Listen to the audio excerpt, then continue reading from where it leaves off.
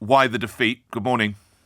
Good morning, Nick. Well, I mean, it's good of you to offer commiserations. I mean, I fear for our country. If I thought the Labour Party knew what they were doing, I'd join them, and I think that they're useless and will do terrible things and don't know how to solve the problems we have. So I fear for our country.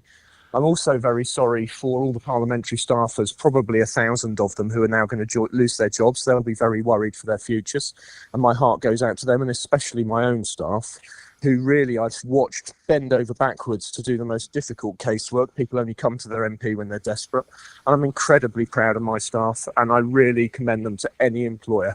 Incredibly proud. All right. But for myself, Yes. I fought this campaign to win. I wanted to win. I wanted to go ahead and do my duty. But Nick, I have to tell you, it is a dreadful job, and I am just thanking God it's over and behind me, and I will not be back. When you say it's a dreadful job, why is it dreadful, Mr. Baker? Encourage anyone to stand for election. My house is like Fort Knox now. I've been threatened with hanging, my throat's slit, acid. I constantly carry this SOS device because, if I get stabbed, I prefer not to bleed to death on the ground. Constant abuse on social media. It goes on. So, look, I'm really very happy that I've got my life back. I'm not sorry. My identity is not tied up in being a member of Parliament. It's been a real privilege to do it. I never dreamt when I was a working class kid in Cornwall that I'd one day be a Privy Councillor and know several Prime Ministers perhaps better than I ought. Thank God it's over. But I just want my staff to get great jobs. And I fear for our country, but All right. the electors of Wycombe have set me free from that responsibility, and for that I am grateful. I hear you there. If we just reflect a little bit more on the whole of the country, why do you think there was such a seismic shift in voting away from the Conservatives? Well, what I think is happening in the world is that, unfortunately, the promises of the welfare state are now running into demographics and the cost of COVID. There's two problems with the welfare state. It's not good enough, and we can't afford it. That was true when Labour were in power. Anyone just needs to look at the Centre for Social Justice Breakdown Britain report in 2009. Unfortunately, within about 20 years, we're going to face a massive default on the welfare state. And some politicians know this, but do nothing about it. And I'm afraid I've wasted 14 years of breath since my maiden speech trying to make sure that the poor and the vulnerable, the pensioners and those who need healthcare, had promises to them kept.